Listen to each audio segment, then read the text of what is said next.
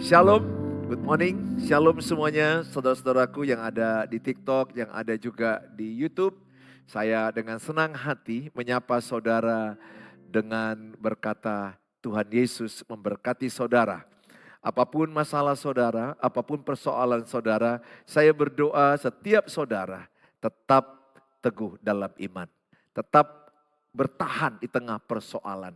Saya sangat terberkati dengan lagu itu. Kukan tetap berdiri di tengah badai persoalan. Kukan tetap bertahan di tengah tekanan hidup. Dan saya sempat tadi merasa meneteskan air mata di dalam diri saya. Karena saya mengingat bagaimana tekanan yang pernah saya lewati, masalah yang sangat berat saya lewati. Dan di waktu itu yang muncul adalah rasa frustrasi, depresi, stres, dan sepertinya tidak ada jalan keluar. Tapi yang saya ingat, yang saya bisa lakukan adalah saya dekatkan diri kepada Tuhan. Memang ketika itu ada pikiran kita berkata, sia-sia ibadahmu, sia-sia pelayananmu, sia-sia pengembalaanmu, sia-sia doamu yang begitu banyak. Iblis adalah bapak pendusta yang selalu mendustai kita supaya kita jangan beribadah, supaya kita jangan berdoa, supaya kita jangan baca Alkitab, supaya kita jangan dekat kepada Tuhan. Tetapi yang saya lakukan, semakin ada tekanan, semakin dekat kepada Tuhan. Lihat, Tuhan izinkan tekanan hidup, Tuhan izinkan badai persoalan, Tuhan izinkan masalah yang bertubi-tubi dalam hidup saya, dalam hidup saudara. Tujuan satu adalah supaya saudara serupa dengan Tuhan. Supaya saudara segambar dengan Tuhan. Supaya saudara dekat dengan Tuhan. Supaya saudara rendah hati. Supaya saudara terbentuk karakter hidup saudara. Oleh karena itu saya mengajak setiap saudara. Agar saudara tetap datang kepada Tuhan. Apapun persoalan. Justru saya mau katakan kurangi datang kepada orang. Kurangi. Karena orang cenderung lebih menceritakan masalahmu. Karena orang lebih cenderung bergosip. Sedikit orang yang tulus mengasihimu. Kalau memang dia tulus, kau boleh cerita kepada dia. Minta doa sama-sama. Tetapi yang lebih utama adalah datang kepada Tuhan Yesus. Sebagaimana Daud ketika dia mengalami kejaran begitu banyak musuh. Keluarganya hancur-hancuran. Dan banyak orang menginginkan kematian Daud. Apa Daud katakan? Daud berkata, hanya dekat Allah saja aku tenang. Hanya dekat Allah saja aku tenang. Dalam kitab Mazmur dia menyanyikan dan menyanyikan dengan jadi Mazmur yang berkata, hanya dekat Allah saja aku tenang. Tulis di dalam caption saudara, dalam kolom saudara tulis, hanya dekat Tuhan Yesus aku tenang. Tulis itu dalam kolom yang ada. Hanya dekat Tuhan Yesus aku tenang. Percaya saya katakan itulah garansi Tuhan Yesus. Dalam kitab Matius 11 dikatakan ayat yang ke-28 dan ayat yang ke-29. Marilah kepadaku semua yang letih, lesu dan berbeban berat. Aku akan memberi kelegaan kepadamu. Ayat 29, pikulah kuk yang kupasang dan belajarlah padaku. Karena aku lemah lembut dan rendah hati dan jiwamu akan mendapat ketenangan. Jiwamu akan mendapat ketenangan. Artinya apa? Pikiranmu akan mendapat ketenangan. Perasaanmu akan mendapat ketenangan. Perilakumu pun akan mendapat ketenangan. Oleh karena itu, terimalah undangan Tuhan Yesus. Marilah kepadaku yang letih, yang lesu, berbeban berat. Maka aku akan memberikan kelegaan. Maka aku akan memberikan ketenangan. Saat kapan seseorang mendapat ketenangan? Setelah ada badai hidupmu, engkau menjadi rendah hati, engkau menjadi lemah lembut, engkau baru tenang. Orang yang rendah hati bawaannya akan tenang, pikirannya akan tenang, perasaannya akan tenang, perilakunya akan tenang. Jadi orang yang rendah hati, orang yang lemah lembut meresponi masalah, maka dia akan mendapati ketenangan. Oleh karena itu saya mengajak saudara semua, bagaimanapun beratnya, bagaimanapun polemik atau situasi buntu saudara hadapi. Di hadapan Tuhan tidak ada masalah yang buntu. Di Di hadapan Tuhan tidak ada masalah yang tidak Dia tahu. Semua masalah hidup kita itu adalah seizin Tuhan, mendatangkan kebaikan bagi kita. Oleh karena itu saya mengajak saudara, kuasai dirimu, jadilah tenang supaya engkau dapat berdoa. Kuasai dirimu, jadilah tenang supaya engkau dapat berdoa. Saudara yang saya kasihi, Tuhan Yesus selalu undang kita, marilah datang kepadaku. Marilah datang kepadaku. Sehingga ketika engkau datang kepada Tuhan akan ada kelegaan. Tapi dengan catatan, saudara serahkan seluruh masalahmu kepada Tuhan. Saya berulang kali mengingatkan umat Tuhan, jangan genggam masalahmu. Jangan genggam sakit hatimu. Jangan genggam gerammu. Jangan genggam khawatirmu. Jangan genggam takutmu. Jangan genggam persoalanmu. Jangan genggam kebencianmu. Serahkanlah kepada Tuhan. Matius 11 ayat 28 Tuhan bilang kau udah capek menggenggam itu. Kau sudah capek memikirkan itu. Kau sudah capek mendiskusikan itu. Kau sudah tidak tidur malam. Kau sudah gelisah. Kau sakit. Kau jadi sesak. Jantungmu berdebar lebih kencang. Engkau tidak nyenyak tidur. Engkau gelisah. Kenapa? Karena engkau menggenggam masalahmu. Engkau menggenggam ketakutanmu. Engkau menggenggam kecemasanmu. Engkau menggenggam persoalanmu. Engkau menggenggam khawatirmu. Coba belajar genggaman itu lepaskan. Let go. Engkau coba genggam suamimu, kau akan capek. Kau genggam istrimu, kau capek. Kau genggam anak-anakmu, kau akan capek. Engkau menggenggam dunia ini, engkau akan capek. Tuhan bilang lepas. Let it go. Let go.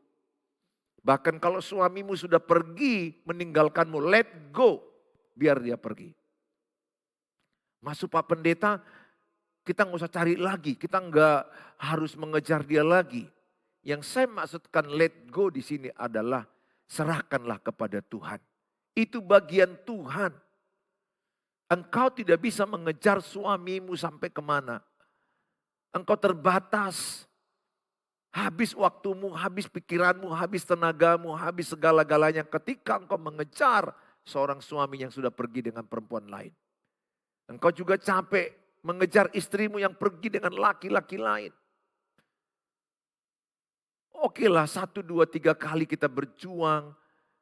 Setahun kita berjuang, tapi kalau sampai 10 tahun, 20 tahun kau mengejar, kau terus kepikiran. Saya berkata ada bagian Tuhan, ada bagian kita. Semampumu engkau berjuang, semampumu engkau menarik dia, semampumu engkau bisa mengajak dia kembali, semampumu engkau mengajak dia komunikasi.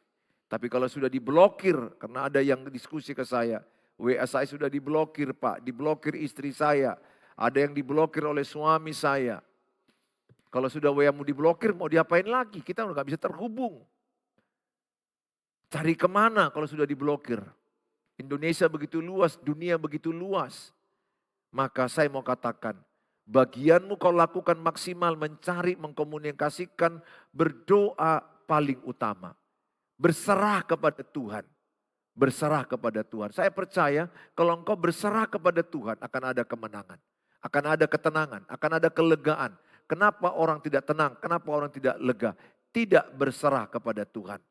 Ingat, berdoa itu bukan memaksa kehendak kita. Berdoa itu adalah mencocokkan kehendak Tuhan kepada kita. Sehingga ketika saya berdoa, saya tidak hanya berceloteh minta ini, no. Saya lebih banyak worship, saya lebih banyak mendengar apa kehendak Tuhan.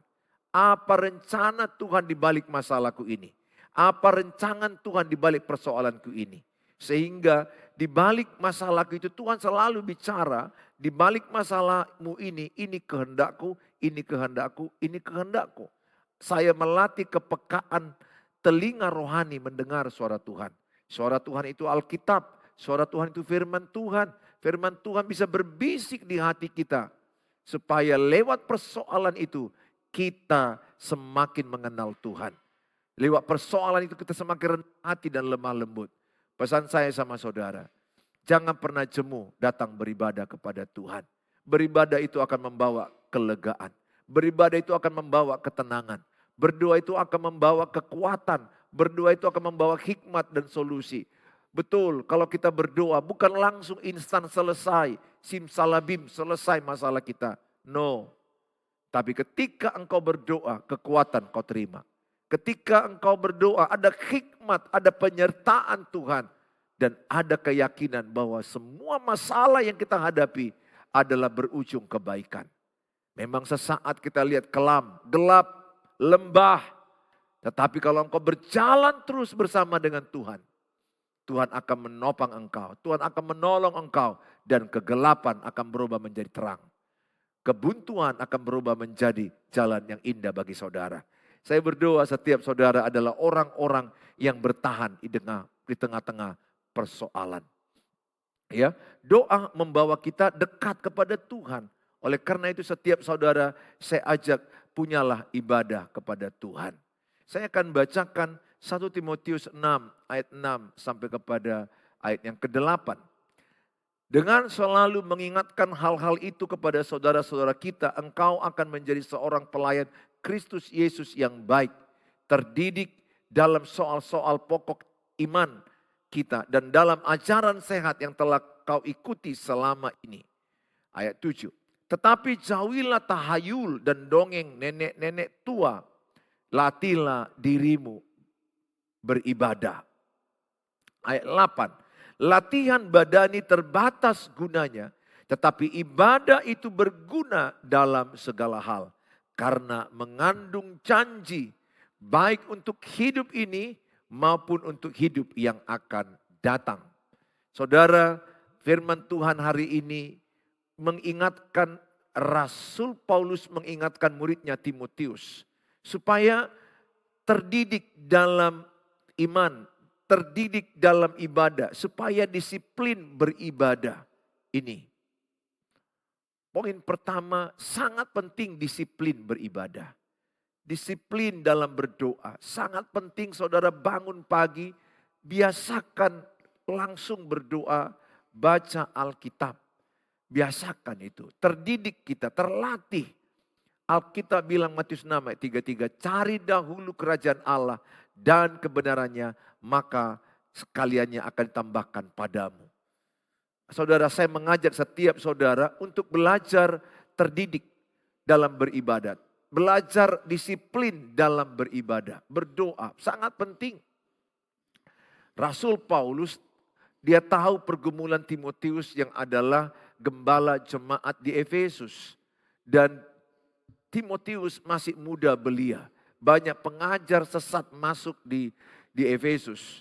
Di mana ada pengajaran Dewa Artemis yang mengajarkan tentang kesuburan dan mereka bebas melakukan perzinahan, percabulan, pengajaran larangan-larangan makanan ini, makanan itu, larangan kawin mengawinkan dan terjadi perzinahan massal dan terjadinya banyak hal-hal pengajaran sesat yang mengatakan bahwa Tuhan Yesus tidak cukup hanya jalan keselamatan tetapi perlu Tuhan Yesus tambah ini. Sehingga Rasul Paulus mengingatkan Timotius supaya dia mengajarkan kepada jemaat Efesus. Karena gembalanya adalah Timotius, murid daripada Paulus. Supaya mengajarkan jemaat di Efesus tentang dasar-dasar kekristenan, dasar-dasar pengajaran iman. Maka dan dia menekankan juga pentingnya disiplin beribadah. Saudara yang saya kasihi, sering sekali kita distraksi karena ada masalah. Sering sekali kita tertarik mata kita ini dengan masalah. Pikiran kita ini dengan masalah. Konsentrasi kita dengan masalah. Fokus kita dengan masalah. Saya sudah menjalani hidup 55 tahun ini.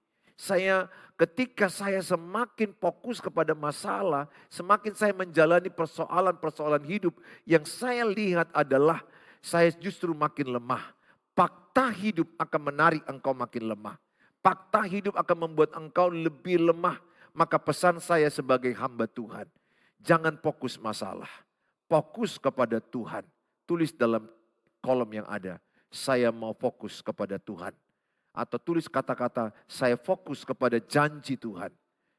Bukan kepada masalah. Ini perhatikan baik Bapak Ibu. Saya melihat banyak orang ketika ada masalah makin lama makin lemah, makin lama makin putus asa, frustrasi, depresi, bunuh diri. Kenapa orang mati bunuh diri? Karena dia fokusnya kepada masalah. Kenapa orang mulai stres, depresi? Karena fokusnya pada masalah. Sesungguhnya kita ada dalam dunia ini, ada dalam peperangan. Pikiran kita itu setiap waktu ada peperangan. Sehingga saudara perlu menjaga pikiran saudara. Agar jangan pikiran saudara itu ditarik oleh keinginan daging ini. Maka saya ajak semua saudara. Saya tahu keluarga-keluargaku yang di YouTube. Saya tahu betapa buntunya perasaanmu. Betapa kecewanya kau dikhianati pasanganmu. Betapa tersakitinya engkau dengan situasi keuangan pun yang kurang. Pasangan tidak bertanggung jawab. Anak-anak melawan. Engkau punya sakit penyakit. Situasi yang tidak menyenangkan kau hadapi. Tapi saya mau katakan, ibu, dengar ibu. Kalau ibu terus merenungkan masalahmu, maka kupastikan ibu hancur dan kalah. Pasti ibu lemah, hancur, stres, depresi, frustrasi. Sakit-sakitan dan cepat mati. Sarangeo. Saya mengasihimu. Saya tidak tahu di mana saudara berada. Tulislah ya di kolomnya. Saya hadir dari Malang, saya hadir dari Jakarta, Pematang Siantar, Malaysia, dari negara Thailand, Filipina. Saudara silakan tulis. Paling tidak aku tahu bahwa siaran ini sudah sampai kemana-mana. Saya hanya mau katakan, ibu, berhentilah engkau merenungkan masalahmu terus. Berhentilah engkau self-pity, mengasihani diri sendiri. Paling banyak saya jumpai orang self-pity, mengasihani diri sendiri. Paling banyak orang victim mentality, mentalitas korban. Aku begini karena dia, aku hancur karena istriku, aku hancur karena suamiku, aku hancur karena dia, aku jahat karena dia. Jangan, siapapun di antara saudara, engkaulah yang menentukan perasaanmu. Engkaulah yang menentukan apakah engkau sakit hati atau tidak sakit hati. Ingat, kalau saudara sakit hati, yang membuat sakit hati itu adalah dirimu sendiri. Kalau saya sakit hati, yang membuat saya sakit hati bukan orang lain, diri saya sendiri. Ini penting pelajari. Katakanlah orang bisa berkata ke saya pendeta palsu, pendeta munafik, pendeta jelek, pendeta tidak benar. Apapun kata orang ke saya, bebas. Kalau tidak saya izinkan diri saya sakit hati, saya tidak akan pernah sakit hati. Jadi kalau saya tanya, siapakah yang membuat ibu sakit hati? Ibu jawab, diri sendiri. Tulis dalam kolom, diri sendiri yang membuat sakit hati. Diri sendiri yang membuat tersakiti.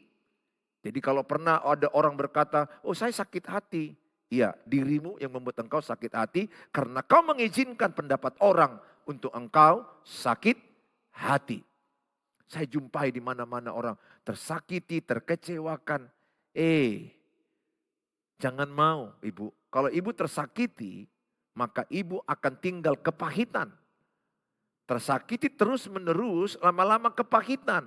Kalau ibu dalam kepahitan, yang muncul adalah kebencian, amarah, dendam, geram, sakit penyakit. Dan bisa orang membunuh karena kepahitan. Saya hanya mau berkata kepada ibu, ibu sarangeo, sekali lagi sarangeo. Saya mengasihimu. Saya tahu tidak mudah cerita hidupmu. Karena banyak yang konseling ke saya. Bagaimana kalau suami saya lari? Bagaimana suami saya tidak jujur? Iya memang kalau orang sudah selingkuh pasti nggak jujur. Jadi saya sudah katakan ciri-ciri orang yang berselingkuh itu dimulai dari HP-nya. Kalau HP-nya itu udah password, tidak berani dibaca pasangan. Nah itu tanda perselingkuhan. Mulai gaya hidupnya mulai berbeda, jam pulangnya sudah tidak lagi sama, kata-katanya sudah banyak bohong, banyak sandiwara, kepura-puraan. Ya udah, kita bisa tahu kok, orang yang berselingkuh pasti akan mudah tanda-tandanya dikelihatan. Sangat berbeda ketika dia jujur dengan berselingkuh. Kepura-puraan, kebohongan, HP-nya password. Pergi kamar mandi pun bawa HP. HP-nya mau dimandikannya. Saya hanya mau katakan, ibu, keluargaku, engkau terlalu capek memikirkan seorang suami yang sudah pergi lari 3 tahun, 5 tahun. Karena kalau itu terus pikiran ibu, pasti ibu akan hancur. Serahkan dia kepada Tuhan, let go. Tulis dalam kolom itu, let go, let it go. Apa arti let it go? Lepaskan. Biarkan Tuhan yang berurusan dengan dia. Jangan saudara, jangan pikir cara kita lebih baik membuat orang bertobat. No, tidak. Cara kita tidak lebih baik. Cara Tuhan jauh lebih baik. Sering sekali kita nggak sabar kan, supaya orang berubah, bertobat dengan cara kita kan. Tapi Tuhan ajarkan saya. Tuhan ajarkan kita pada saat ini. Cara Tuhan jauh lebih baik. Cara Tuhan di luar pikiranmu, di luar kendalimu. Oleh karena itu ibu, seperti ayat ini katakan, latihlah dirimu beribadah. Jadi jangan terus membicarakan masalahmu ke si A, si B, si C, si D. Jangan. Jangan, masalah suamimu itu masalah rahasiamu. Masalah istrimu masalah rahasiamu. Masalah keluargamu masalah rahasiamu. Makin banyak ibu cerita kepada orang, cerita ibu kemana-mana. Dan banyak orang senang dengan kehancuranmu. Ingat, lebih banyak orang senang dengan kehancuran pernikahanmu. Lebih banyak orang senang dengan kehancuran keluargamu. Sedikit orang tulus mengasihimu. Senang dengan kemajuanmu. Senang dengan kebangkitanmu. Sedikit orang. Lebih cenderung manusia ini menggosip kelemahan, kejatuhan, kesalahan. Makanya saya katakan, kasih itu menutupi pelanggaran. Kasih itu menutupi kesalahan. Jangan gemborkan, jangan ceritakan kemana-mana. Latihlah dirimu beribadah. Ayat ini berkata, latihlah dirimu beribadah. Latihan badani terbatas. Tapi penting latihan badani, perlu olahraga, perlu pola makan, jam tidur. Tapi latihan ibadah mengandung janji saat ini dan yang akan datang. Mengandung hidup kekal. Oleh karena itu ketika ibu beribadah, ayat ini berkata, ada janji Tuhan untuk hidup sekarang dan hidup yang akan datang. Maka dikatakan pada ayat yang ke-8, latihan badani terbatas gunanya. Tetapi ibadah itu berguna dalam segala hal karena mengandung janji. Jadi ketika ibu beribadah seperti ini, ada janji Tuhan. Janji Tuhan mengandung janji baik untuk hidup ini, hidup sekarang, maupun untuk hidup yang akan datang, hidup yang akan datang, bahkan hidup dalam kekekalan. Oleh karena itu, saya senang beribadah. Kenapa saya senang beribadah? Karena setiap saya beribadah ada janji yang saya dapat.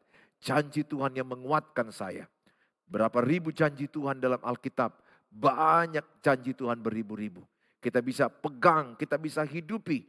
Maka saya khotbahkan, hiduplah oleh janji Tuhan. Jangan hidup oleh fakta. Jangan hidup dengan apa yang kau lihat. 2 Korintus 5 ayat 7, orang percaya hidup dengan imannya. Bukan dengan yang dilihatnya. Yang kita lihat keuangan hancur.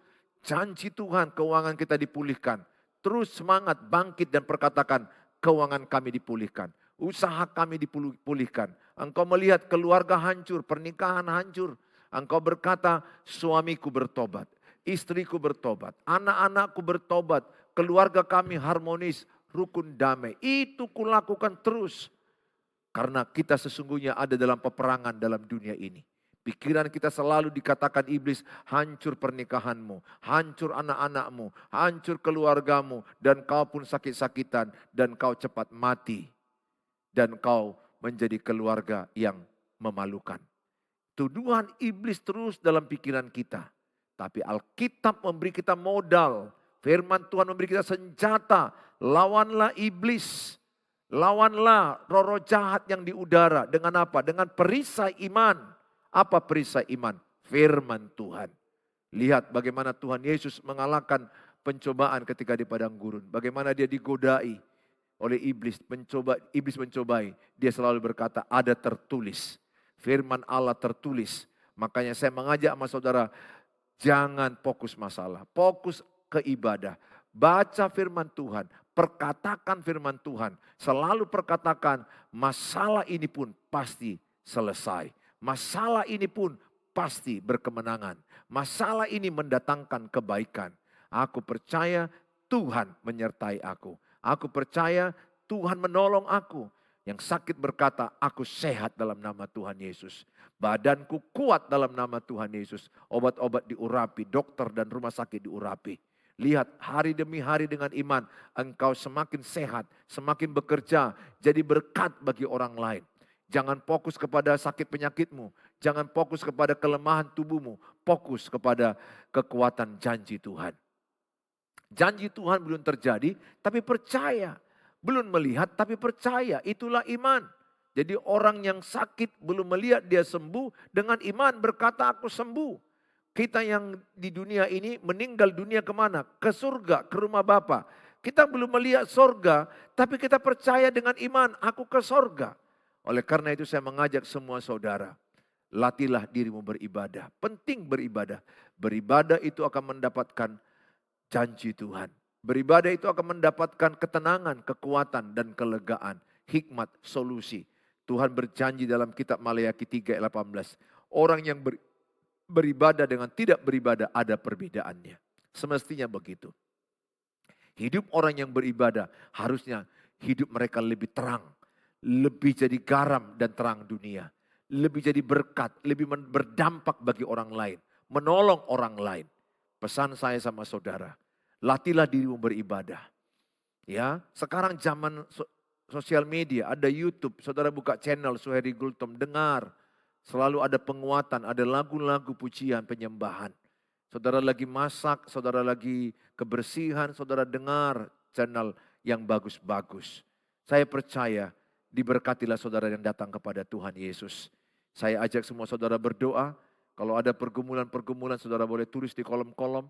Saya akan berdoa dan saya berkata tetaplah beribadah. Latih dirimu beribadah dan jangan fokus kepada masalah. Tulis dalam kolom, saya latih tubuhku beribadah. Saya latih tubuhku beribadah. Latih, latihan beribadah. Sangat besar kuasanya, sangat berdampak. Apalagi ibadah disertai rasa cukup, maka berkatnya semakin besar. Ya, orang yang rasa cukup bagi dia selalu bersyukur kepada Tuhan. Tuhan Yesus memberkati saudara. Saya akan berdoa bagi saudara yang sedang punya persoalan-persoalan. Saya akan berdoa. Mari kita berdoa. Bapa di sorga, dalam nama Tuhan Yesus, hamba-Mu berdoa bagi keluarga-keluargaku yang ada di TikTok dan ada di YouTube. Mereka yang lagi punya pergumulan berat, Engkau berkata, marilah kepadaku yang letih, lesu, berbeban berat, maka aku akan memberikan kelegaan. Hamba-Mu bisa merasakan beberapa orang yang ada di sosial media. Mereka sedang mengalami keletihan, kelesuhan, berbeban berat. Tuhan, ingatkan mereka untuk beribadah. Ingatkan mereka untuk menerima undangan Tuhan. Engkau mengundang yang letih. Engkau mengundang yang berbeban berat. Engkau mengundang orang yang mengalami keputusasaan. Engkau mengundang orang stres, depresi, tekanan mental, tekanan jiwa. Engkau mengundang orang-orang yang frustrasi, tidak lagi mampu menghadapi masalah. Hamba-Mu berdoa, biarlah setiap mereka yang menyaksikan ini diberkati Tuhan. Mereka datang meresponi undangan Tuhan. Biarlah mereka datang pada Tuhan sehingga mereka mendapat kelegaan. Hamba-Mu berdoa dalam nama Tuhan Yesus. Kiranya berkat Tuhan turun bagi mereka. Kekuatan baru menyertai Engkau. Penyertaan Tuhan yang sempurna menyertai Engkau. Aku berkata bagi engkau yang sakit dalam Tuhan Yesus, berkatalah aku sehat. Berkatalah aku sembuh. Berkatalah aku kuat. Berkatalah aku bisa kerja.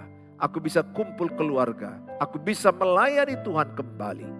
Aku berdoa dalam nama Yesus. Tuhan memberkati obat-obat yang kau makan. Tuhan mengurapi rumah sakit dan alat medis media yang Tuhan pakai. Dan Tuhan menguatkan imanmu. Tuhan menguatkan hatimu. Tuhan menolong engkau. Aku berdoa bagi keluarga yang masalah keuangan, masalah usaha, kehancuran usaha. Hamba-Mu berdoa dalam nama Tuhan Yesus. Tuhan tolong mereka, Tuhan tolong mereka yang mengalami kehancuran keuangan. Utang di mana-mana, pinjaman di mana-mana. Hamba-Mu berdoa, berilah mereka hikmat mengelola keuangan. Berilah mereka kemampuan mengelola keuangan dengan pembukuan uang masuk dan uang keluar. Mampukanlah mereka Tuhan, di dalam nama Tuhan Yesus, supaya mereka memiliki keuangan yang baik. Tuhan beri kekuatan, berikan konsumen, customer yang baik.